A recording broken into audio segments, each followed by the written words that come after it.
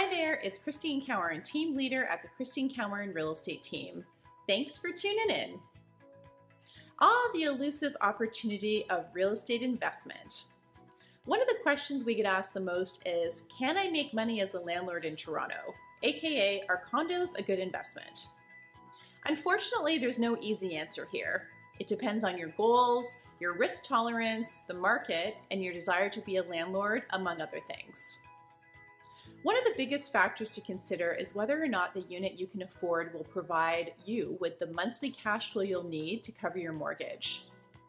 If the rental amount covers or exceeds your fixed costs, then you're golden. If it doesn't and you're expecting to lose money every month, the only benefit is that you can claim the loss on your taxes.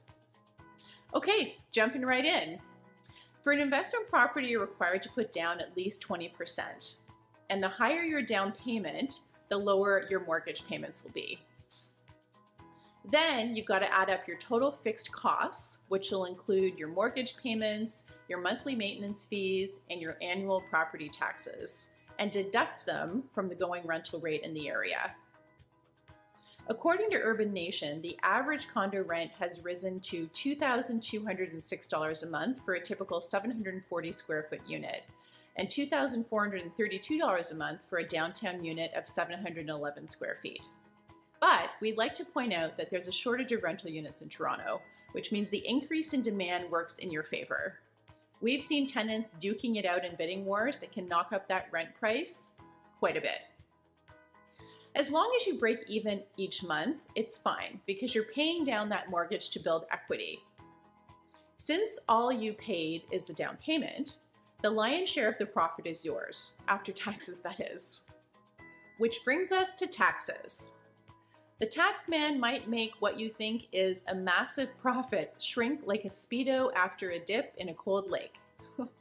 There's 4 different ways they can hit you up for taxes when you invest in a condo. 1, at the time of purchase, you've got to pay Ontario and Toronto land transfer tax.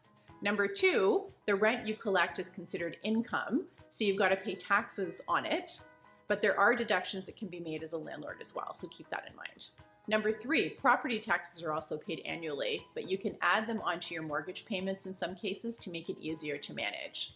And last but not least, at the time of the sale, you've got to pay capital gains taxes, which are a whopping 50% of your profit. That's why you might want to consider another approach to your investment, which is investing in a condo first as a rental unit, and second as a potential retirement property. The beauty of this plan is that you can buy a condo, rent it to pay off the mortgage, and then sell your home and move into your condo when you retire. We absolutely love this idea because you're entitled to a principal residence exemption for the years you live in your rental, which allows you to enjoy more of those profits when you sell. Now, the next thing to consider is location. A common rookie mistake for condo investments is thinking, I'll just buy a condo for a lower price so I can make more money off rent. If you think you're getting a great deal on a property, say in Scarborough, that's a 30-minute bus ride to the closest subway station and is miles away from amenities like shopping and in a rundown suburban area, chances are you're not going to find a high demand for this type of unit, and you won't be able to charge as much rent as you'd like. If you buy a unit in Liberty Village, which is close to everything anyone would ever want, you'll pay a higher price for the condo, but in turn, you'll be able to charge higher rent. But just a little warning, and you invest in a condo that has tons of high-end finishes and a killer view, you'll pay a higher price for the condo, but not necessarily be able to charge as high of rent as you think. Investing extra for views, countertops, and sparkling appliances does not always get you your money back in rent, because what's important to you as a buyer is not as important to a renter, which means they might not necessarily be willing to pay for all the shiny, sparkly bling.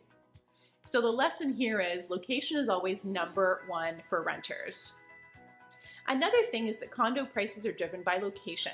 A 600 square foot condo in Mimico averages $502,000 currently, while the same size unit in the Bay Street corridor area averages $744,000. That leaves opportunity outside the most desirable areas, and that's where we come in.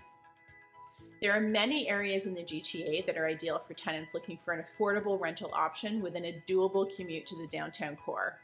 We can help you zone in on those little known areas that offer lower prices, but will still provide you with the rent needed to cover all your fixed costs and still be attractive to plenty of tenants. Now, there's still one more investment scenario when it comes to condos. That is purchasing pre-construction. This can be a good plan as long as you're in a market where the price of condos is rising. Another good thing about pre-construction condos is that you can still expect to pay a 20% down payment, but unlike a resale, your down payment is usually paid in installments every 30 to 120 days. So that means you've got a bit of breathing room to pay that portion up front. Now, as part of this plan, you've got to include what's called an assignment clause, which allows you to sell your unit without having to move into it first. Your estimated completion date is where the ROI, or return on investment, comes in. In theory, the value of pre-construction condos can rise during construction. So with a 20% down payment up front, once the unit is complete and the market sees an average appreciation, just say of 5% per year, you can make a nice profit with little effort. The good news is March condo prices rose by 6.19% over the last year, and demand for condos is growing. We like to wave a little red flag here because there's always the risk that values might not climb, and in some cases could potentially drop. But we all know that's part of the risk of investment, right? There's also the risk that the building may not get built, which we still see happen. And lastly, don't forget about the development charges on pre-construction, which will add up to thousands of dollars extra on closing. So, condo investments in a nutshell. If you can find the right location, the right price, and the right mortgage, resale condos as an investment are awesome. On the flip side, pre-construction condos will give you more flexibility with deposits, more time to save, and a great opportunity for the unit to appreciate in value before you technically own it, as long as values have continued to rise. Now, if you still like the idea of condo investments after all this, our investment specialists can help you find the best options for you with honest advice that won't leave you mortgage poor and will offer unbiased information on the best location for your money, the builder, the process, and much more. Give us a call at 416-291-7372 or visit www.christinecowanteam.com. We would love to help.